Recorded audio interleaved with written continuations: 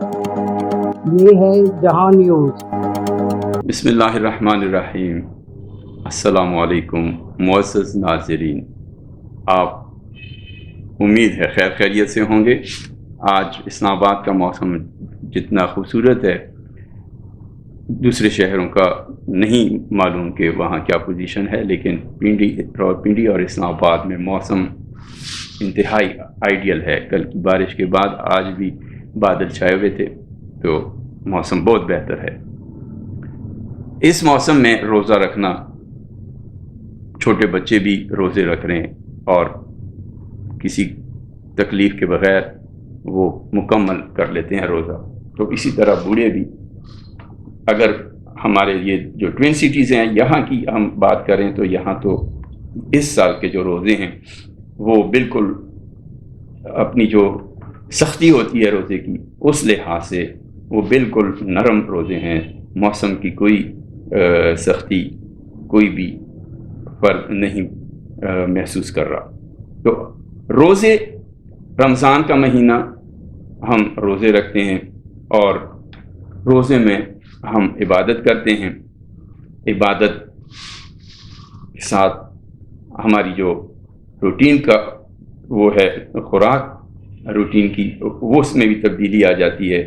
ہم ماشاءاللہ ہر گھر میں اہتمام کیا جاتا ہے سحری کا اور افطاری کا، بلکہ یوں کہہ لیں بچے تو یوں سحری کا نام جب سنتے ہیں تو ان میں ایک تجسس ایسا پیدا ہوتا ہے، کہ والدین کو کہتے ہیں میں بھی سحری میں اٹھوں گا، سحری کروں گا۔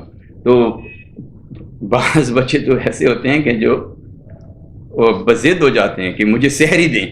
اگر ان کے سامنے وہ وہی ناشتہ دیکھتے ہیں کہ جو روٹین میں وہ کرتے ہیں، تو وہ کہتے ہیں اماں مجھے تو سحری دیں، یہ تو پراٹھا ہے۔ ایسے ہی ہوتا ہے، میں ہنس رہا ہوں، ایسے بچپن میں ایسے ہوتا ہے۔ اب آپ یہ نہ کہیے گا کہ میں نے بھی ایسا کیا، ہو سکتا ہے میں نے بھی کیا ہو، لیکن والدین بتاتے ہیں کہ بچے اس طرح جب ہوتے ہیں تو وہ آپ بچپن میں یوں کر رہے تھے، آپ یوں کر رہے تھے، آپ ضدی تھے تو ضد کرنے لگے۔ تو اس کے علاوہ روزے میں کیا ہوتا ہے، شاہ صاحب کہتے ہیں کہ ہم آج ڈسکس کریں گے کہ روزے میں محلوں میں، فیملیوں میں جو ایک رواج ہے کہ افطاری کے لیے دعوتیں دی جاتی ہیں، اگر دعوت نہیں ہے تو روزانہ کسی نہ کسی گھر افطاری بھیجی جاتی ہے۔ یہ ایک خوش آئند اور ایک ایسا جیسچر ہے کہ جس سے آپس میں محبت پیدا ہوتی ہے۔ اور آج کل کے جو دور ہے جس میں نفسا نفسی ہے، کوئی ایک دوسرے کو جانتا نہیں ہے، تو ان تقریبات سے کیا ہو جاتا ہے کہ محلے کے یا فیملی کے جو لوگ ہیں وہ آپس میں ان کو بیٹھنے کا موقع ملتا ہے اور ایک دوسرے سے آگاہ ہو جاتے ہیں، اور اس کے ساتھ ساتھ عبادت بھی ہو جاتی ہے اور کیا خوشی بھی ملتی ہے۔ تو ہم آج ڈسکس کریں گے کہ رمضان سے ہم کیا چیز ہمیں ملتی ہے۔ عبادت کے علاوہ خوشی ملتی ہے اور ہمارے اخلاق میں تبدیلی آتی ہے، صبر کا مظاہرہ ہم کرتے ہیں۔ ہمارے ساتھ موجود ہیں اسی طرح روزانہ کی طرح آج ہم آصف شاہ صاحب سے دوبارہ پوچھیں گے کہ وہ کیا کہتے ہیں اس کے بارے میں۔ اب ہم باقاعدہ اس کا کرتے ہیں ابتدا۔ اور شاہ صاحب السلام علیکم۔ میں نے جیسے عرض کیا تو آپ کا کیا خیال ہے، آپ اس پہ کیا روشنی ڈالیں گے؟ آپ جو رمضان کی یہ نعمتیں ہیں، رحمتیں ہیں اللہ تعالیٰ کی طرف سے، آپ اس کے بارے میں آپ کے خیالات کیا ہیں؟ شاہ صاحب بڑی اچھی بات کی۔ رمضان ایک پوری معاشرت چینج کر دیتا ہے، سماجی معاشرت کے اندر، رہن سہن کے اندر، کھانے پینے کے لیے، اٹھنے بیٹھنے کے اندر، یہ ہر طرح، بلکہ میڈیکلی ہر چیز چینج کر دیتا ہے۔ اکثر آپ نے، میں اس سے پہلے بات کرتا چلوں کہ اکثر لوگ کہتے ہیں، ڈاکٹر یہ کہتے ہیں کہ کھانا، رات کا کھانا پہلے کھا لیں، رات کو سونے سے 4 گھنٹے پہلے کم از کم کھانا کھا لیں۔ تو یہ افطار کا ٹائم جو ہمارا تقریباً 4 سے 5 گھنٹے پہلے آ جاتا ہے سونے سے پہلے۔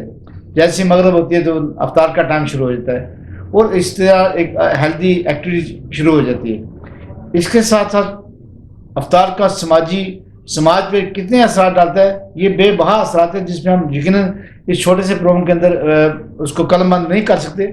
لیکن اس میں بات یہ ہوتی ہے کہ جب آپ چلتے ہیں افطار کرتے ہیں، یہ واحد ایسا ٹائم ہوتا ہے جس میں ہر بندے نے افطار کرنے سے وہاں سے چند لوگ جو روزہ خور ہوتے ہیں، باقی سب جو ہے فیملی ممبر، بچے، بڑے، بوڑھے، وہ افطار کے ٹائم پہ اکٹھے ہو جاتے ہیں، کیونکہ باقی کوئی کام اس کے آگے نہیں ہوتا ماں سوئے افطار کی. چاہے آپ دفتروں سے بھی پہلے چھٹی ہو جاتی ہے، اسکولوں سے باہر بہت پہلے چھٹی ہو جاتی ہے، اور کہیں جہاں کہیں آپ ہوتے ہیں وہاں سے آپ پہنچ جاتے ہیں اپنے ٹیبل پہ، اپنے دسترخوان پہ، اپنے کھانے کے ٹائم پہ، یعنی افطار کے ٹائم پہ. تو یہ بڑی اچھی بات ہے. جیسے آپ نے بات کی کہ اس کے اندر کیا کیا رہن سہن چینج ہوتا ہے، دیکھیں ایک تو بڑا اچھا رہن سہن یہ ہو جاتا ہے کہ ساری فیملی اکٹھی ہو جاتی ہے. ورنہ اکثر یہ ہوتا ہے کہ صبح کے ناشتے میں کوئی پہلے جا رہا ہوتا ہے، کوئی بعد میں جا رہا ہوتا ہے، اس طرح رات کے کھانے میں کہیں دفتر میں کھانا کھا رہا ہوتا ہے، کوئی باہر کھا رہا ہوتا ہے، ایسی مطلب بھگدڑ سی ایک مچی ہوتی ہے. لیکن واحد افطار ایسا ہوتا ہے جو آپ کو یکجا کرتا ہے. جیسے نماز کے اندر مسجد کے اندر نماز پڑھیں تو یکجا کرتی ہے، ایسی معاشرت کے اندر یہ جو معاشرہ ہے یہ اکٹھا ہوتا ہے اور ہر بچہ بڑا بوڑھا اس کے اندر رکھتا ہے. جیسے کہ آپ نے خود بھی کہا کہ یہ روزے بڑے خوبصورت روزے ہیں، اس میں اتنی شدت بھی نہیں ہے، نہ پیاس کی شدت لگتے ہیں، نہ بھوک کا سوال ہی پیدا نہیں ہوتا. تو یہ ایک بڑا اچھا روزے کا سسٹم بن جاتا ہے.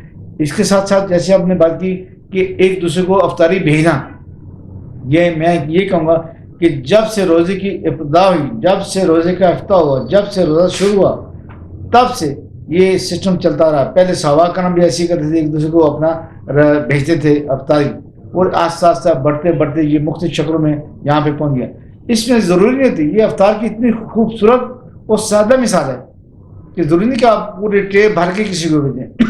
چند کھجورے، چند پکوڑے، ایک پلیٹ رائس کی، چاولوں کی، وہ آپ کسی کو بھیج سکتے ہیں.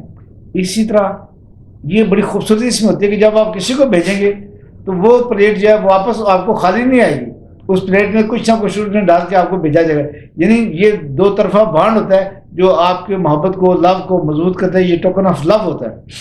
اسی طرح مختلف یہ بھی ہوتا ہے کہ لوگ ایک دوسرے کی فیملی کو انوائٹ کرتے ہیں کہ آج کی افطاری آپ نے ہمارے گھر کرنی.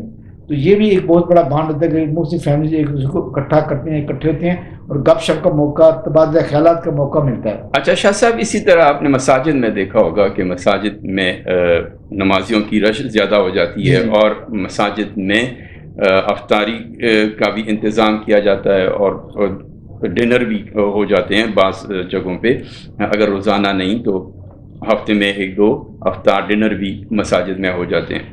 تو یہ سلسلہ آپ کیا سمجھتے ہیں کہ اس سے کیا ہمیں سبق ملتا ہے؟ یہ بھی بڑی اچھی بات کی. یہ جو افطار کی اثرات ہیں سماج پہ، اس پہ ہم بات کریں. یہ آپ نے بڑی اچھی بات کی کہ مساجد کے اندر اسپیشل انتظام کیا جاتا ہے، خصوصی انتظام کیا جاتا ہے. دیکھیے مساجد کے اندر مختلف گھروں سے مختلف افراد افطاری کا انتظام کرتے ہیں، اور اس میں مختلف لوازمات ہوتے ہیں جس کا ذکر کرنا مناسب نہیں ہے. کھجوریں بھی اس کے اندر ہوتی ہیں، کھانا بھی ہوتا ہے. بعض مساجد ایسی ہیں جس میں صرف افطاری دی جاتی ہے، بعض مساجد بڑی مساجد ہیں، اچھی مساجد ہیں جہاں پہ لوگ بہتر، وہاں پہ نماز کے بعد کھانا بھی دیا جاتا ہے. تو یہ بڑی خوبصورت مثال ہوتی ہے، اور دونوں سب لوگ اکٹھے ہو کے، اس میں بچے بھی ہوتے ہیں، بڑے بھی ہوتے ہیں، اور بوڑھے بھی ہوتے ہیں. تو بڑی اہتمام کے ساتھ اس کا انتظام کیا جاتا ہے. باقاعدہ اس میں اس کا ثواب بھی تو ہے نا، اگر آپ کسی روزہ دار کو وہ کراتے ہیں، روزہ افطار کراتے ہیں. میں وہی کہنے لگا کہ بڑھ چڑھ کے حصہ لیتے ہیں. ہر بندہ چاہتا ہے کہ میرے گھر سے افطاری جائے تاکہ لوگ افطاری کریں اور مجھے اس کا ثواب ملے. نہ صرف اپنے لیے یہ ثواب، بلکہ مرحومین جو گھر کے ہوتے ہیں ان کے لیے بھی افطاری کا انتظام کیا جاتا ہے تاکہ مرحومین کو اس کا ثواب پہنچے. اور اس طرح جو مساجد کے اندر ہوتے ہیں، تمام جو حاضر ہوتے ہیں اور جو حاضر نہیں ہوتے، تمام مرحومین کا کے لیے بالخصوص دعا کی جاتی ہے تاکہ ان کو ثواب ملے. جیسے آپ نے بات کی کہ ثواب کا بہت ہی زیادہ اس کے اندر ذکر ہے اسلام کے اندر. یہ پھر وہی بات کروں گا کہ ضروری نہیں کہ آپ کھانا بھر کے کسی کو اوپر لائیں. ایک کھجور بھی اگر کسی کو کھلائیں گے تو وہ بھی افطار کے زمرے میں آتی ہے.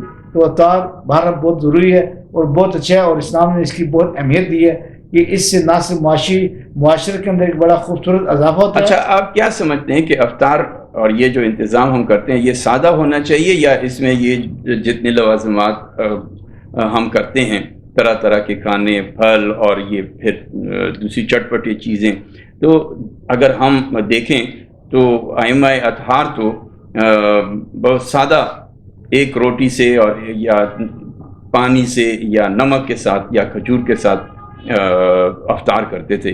تو ہمیں اس طرح بھی کچھ خیال کرنا چاہیے یا نہیں؟ نہیں، ایسی بات نہیں ہے، کیونکہ اس میں خود حضرت امام حسن رسم کی روایت تھی کہ آپ کے بزرگ تو بہت سادہ زندگی استعمال کرتے، آپ بڑے فاخرہ لباس پہن لیا، تو انہوں نے کہا اس وقت بہت ضروری تھا، ابھی ہم یہ کرتے ہیں.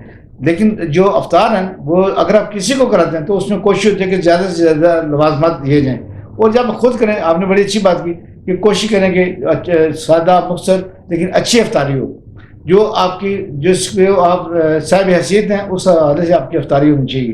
اور جب آپ دوسروں کو افطاری کے لیے بلاتے ہیں یا بھیجتے ہیں افطاری، تو اس کے لیے لازم بات ہے جتنی آپ کی حیثیت ہے اس سے بڑھ کر آپ کوشش کریں کہ اچھی سے اچھی افطاری مساجد میں ہو یا سڑکوں کے اندر. آپ کو پتہ ہے یہ بھی ایک بڑی روایت ہمارے یہاں پچھلے کئی سالوں سے ہے کہ سڑکوں کے اندر شاہراہوں پر افطاری کا اسپیشل انتظام کیا جاتا ہے. اور اسی طرح رات چلتی ہے جو گاڑیاں ہوتی ہیں، ایک تو باقاعدہ انتظام ہوتا ہے سڑک کے کنارے، سڑک کے درمیان جو جگہ ہوتی ہے، اور ایک وہ افطاری ہوتی ہے جو راستے چلتے ہوئے جیسے گاڑی میں جا رہے ہیں تو وہاں پہ افطاری کے پیکٹ، افطاری کے لیے چند کھجوریں دی جاتی ہیں.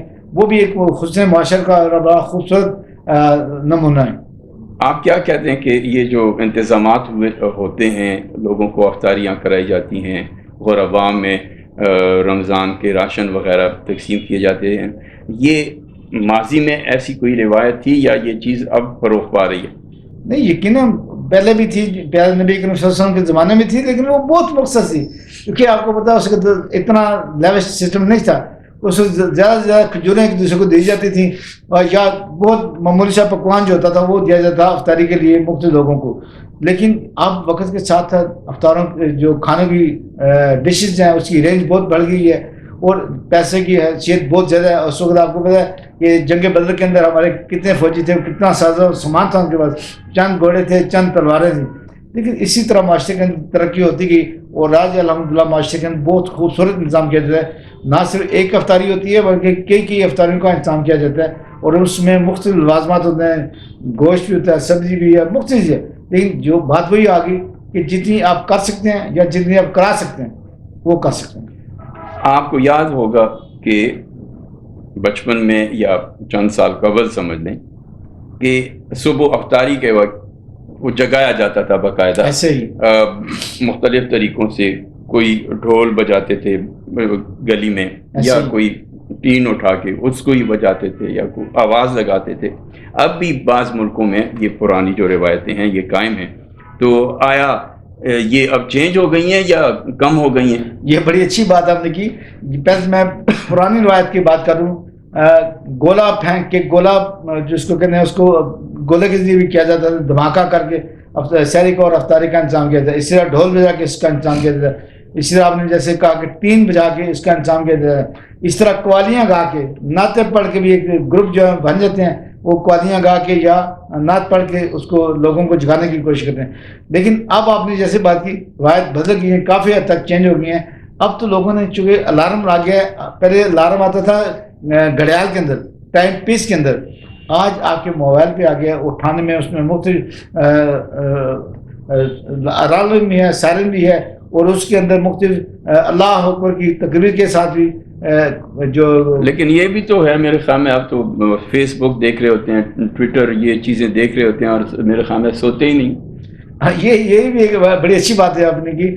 اب تو لوگ سحری میں افطاری کر کے سحری تک سوتے ہی نہیں ہیں، سحری کر کے سوتے ہیں. اور اس میں ان کی کوشش یہ ہوتی ہے جیسے نوجوان نسل ہے وہ گیمز کا پروگرام کر لیتے ہیں، کرکٹ فلڈ لائٹ ٹورنامنٹ شروع ہو جاتے ہیں.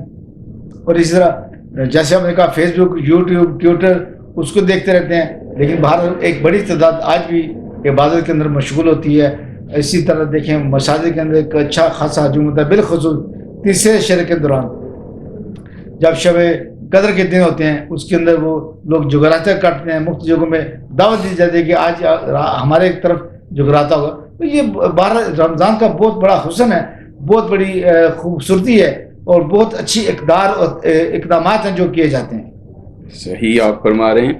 تو ایک چیز آپ نے دیکھی ہوگی کہ افطار کے وقت، افطار سے آدھا گھنٹہ قبل جو ایک دھکم پھیل کے کہہ ایسے لیں ہی۔ یا ٹریفک جس رفتار سے کوئی موٹر سائیکل والا ہے گاڑی والا ہے وہ یہ نہیں دیکھتا کہ میں کیا کر رہا ہوں کس رفتار سے جا رہا ایسے ہی۔ ہوں بے ہنگم چلا رہا ہوں گاڑی یا طریقے سے چلا رہا ہوں. تو اس بارے میں آپ کیا کہتے ہیں کہ کیا کرنا چاہیے؟ بڑی اچھی بات کی. یہ نظم و ضبط کی بات ہے اور اس کو بڑا قائم رکھنا چاہیے نظم و ضبط.